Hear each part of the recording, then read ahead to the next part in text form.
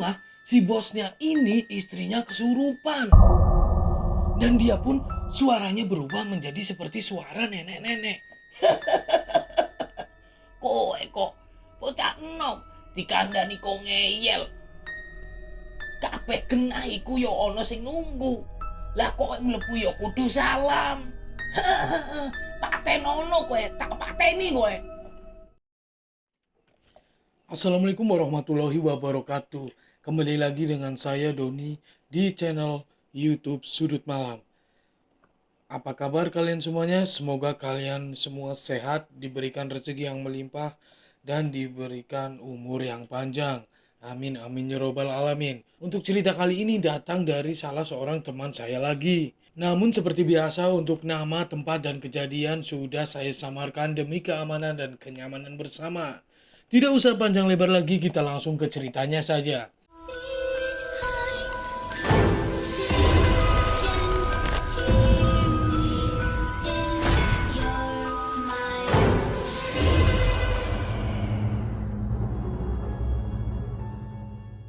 Sebut saja Indra, dia merupakan seorang karyawan di bank swasta. Dia bekerja di perusahaan itu sudah sangat lama. Pada saat itu, kantor di mana tempat Indra bekerja akan direnovasi. Akhirnya pun kantor Indra dan teman-temannya dipindahkan untuk sementara. Sampai nanti kantor Indra yang direnovasi itu selesai. Singkat cerita, Indra dan teman-temannya sudah selesai mengangkut semua barang-barang untuk dipindahkan ke kantor barunya atau kantor sementara. Tetapi bangunan itu sudah lama tidak terpakai atau sudah dikosongkan. Dan disitulah salah satu seorang teman dari Indra merasakan bahwa tempat ini itu tidak seperti tempat yang sebelumnya. Dan salah satu teman dari Indra merasakan bahwa tempat itu ada sesuatunya. Latar belakang teman Indra ini merupakan orang yang bisa atau mampu mengetahui hal-hal gaib atau hal-hal mistis.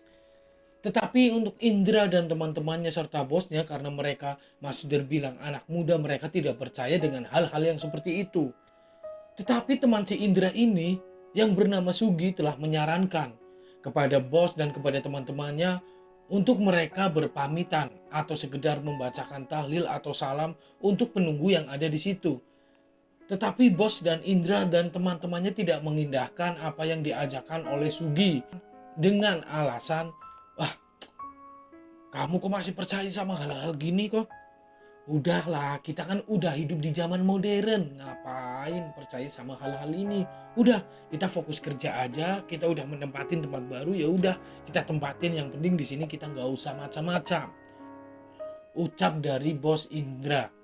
Sugi pun agak merasa kecewa dengan tanggapan dan jawaban dari bos Indra dan teman-temannya yang ada di kantor itu.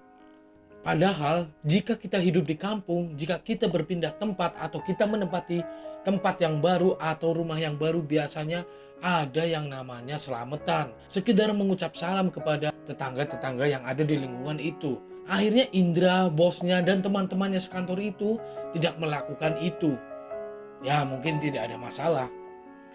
1-2 minggu mereka berpindah kerja di situ, mereka merasakan nyaman-nyaman saja dan tidak ada apa-apa. Tetapi berbeda dengan Sugi. Sugi merasakan bahwa selama 2 minggu di situ, dia itu hidupnya tidak tenang, kerjanya tidak tenang.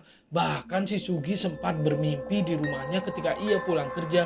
Ia bermimpi ada sesosok makhluk perempuan yang memegang bahunya dan dia berkata,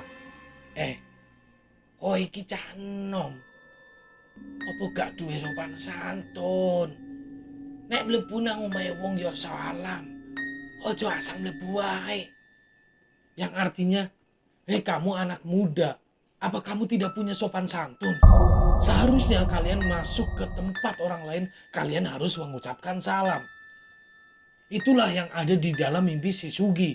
Dan tiba-tiba pun Sugi terbangun. Dan Sugi mengalami mimpi itu sudah 3 kali selama ia menempati kantor baru itu.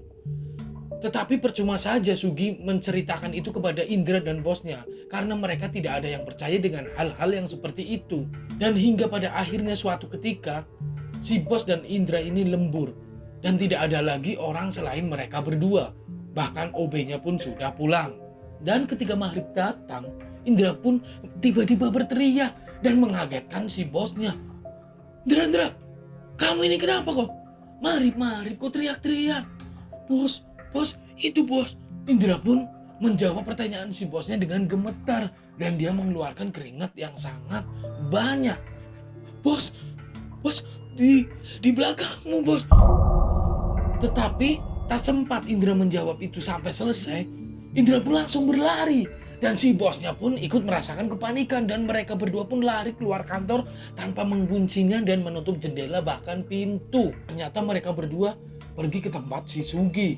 Karena tempat tinggal si Sugi itu dekat dengan tempat kerjanya si Indra dan si bosnya ini. Dan mereka berdua pun masuk ke rumah Sugi. Loh, bos, Indra, kalian kenapa? Kok kayak ketakutan gitu sih?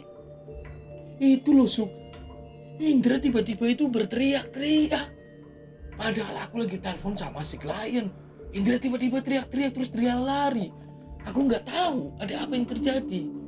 Indra, coba kamu ceritain apa yang sebenarnya kamu lihat. Itu Sug, beneran Sug. Aku melihat sosok perempuan. Wajahnya separuhnya di sini hitam Sug, dan di sini merah. Dan kukunya sangat panjang. Dengan rambut putih yang sangat panjang. Itu ada di belakang bos. Wah, kamu yang bener, Indra. Jangan nakut-nakutin aku, ucap si bosnya. Beneran bos, ngapain aku bohong? Aku sampai lari bos. Dan akhirnya Sugi pun menceritakan 3 kali mimpi yang ia alami setelah ia berpindah tempat ke kantor itu. Dan ternyata sosok yang dikatakan Indra itu adalah sosok yang sama yang ada di dalam mimpi si Sugi. Dan seketika itu akhirnya si bos dan si Indra percaya dengan kata-kata si Sugi tersebut. Dan mereka bertiga akhirnya sudah bersepakat untuk menyembunyikan cerita ini kepada semua karyawan yang ada di situ. Dan setelah azan Isya pun mereka bertiga bergegas untuk menuju kantor itu. Mereka menutup jendela, menutup pintu, dan mengunci kantor itu. Dan setelahnya mereka pun pulang. Dan ternyata setelah sesampainya di rumah, si bosnya ini istrinya kesurupan. Dan dia pun suaranya berubah menjadi seperti suara nenek-nenek. Kowe kok bocah enom dikandani kok ngeyel. Kabeh genah iku ya ana sing nunggu. Lah kok mlebu ya kudu salam. Patenono kowe, tak pateni kowe. Yang artinya, kamu anak muda dibilangin kok ngeyel. Setiap tempat itu ada penunggunya. Dan kamu harus wajib memberikan salam ketika masuk atau berada di tempat orang. Saya bunuh kamu. Dan dengan istrinya si bos itu mencekek leher sendiri. Si bos pun akhirnya panik. Dan dia pun meminta tolong kepada si Indra dan Sugi untuk ke rumahnya dan mencarikan orang yang pintar. Atau tabib. Atau orang yang bisa menyembuhkan orang kesurupan. Tidak lama setelah itu, akhirnya Indra dan Sugi pun datang dengan membawa seorang kiai. Dan setelah melalui beberapa proses, akhirnya istri dari si bos ini pun bisa sembuh. Dan Pak Kiai ini pun berpesan kepada ketiga anak tersebut, si Indra, Sugi, dan si bosnya, bahwa ternyata kalau penunggu yang ada di tempat barunya itu memang marah karena mereka tidak mengucap salam atau mereka tidak berpamitan ketika mereka menempati itu. Karena tempat itu sudah lama tidak ditempatin. Jadi di tempat itu hanya ada makhluk-makhluk yang tak kasat mata. Yang menempatin itu semuanya adalah hal-hal goib seperti itu. Dan akhirnya mereka bertiga pun meminta tolong kepada Pak Kiai untuk besok datang ke kantornya untuk membacakan doa-doa atau tahlil agar tidak ada hal-hal yang aneh terjadi lagi dan agar makhluk-makhluk yang ada di kantor barunya itu tidak mengganggu semua orang-orang yang ada di kantor itu.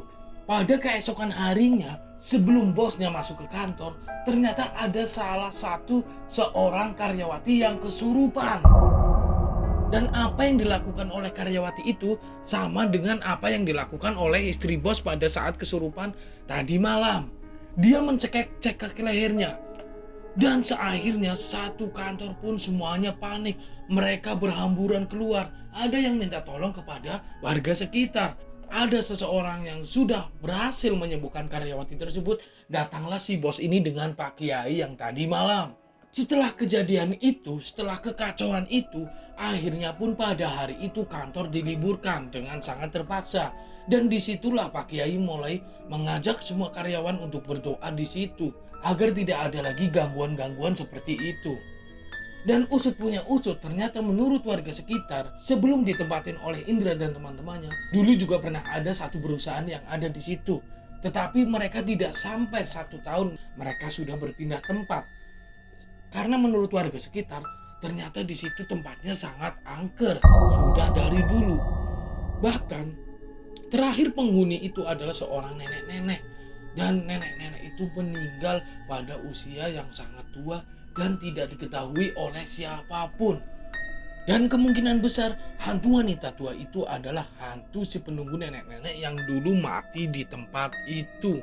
Ternyata dulu perusahaan yang dulu mengontrak di kantor itu bahkan sering menjumpai penampakan sesosok tuyul, kuntilanak, dan wanita tua tersebut. Dan cerita pun berakhir. Terima kasih buat teman-teman semua yang sudah menyaksikan video ini sampai selesai. Dan jika kalian mempunyai pengalaman-pengalaman pribadi yang sangat mistis dan menyeramkan, kalian bisa kirimkan ke email di samping saya ini. Nanti saya akan ceritakan cerita dari kalian. Sampai jumpa di video berikutnya.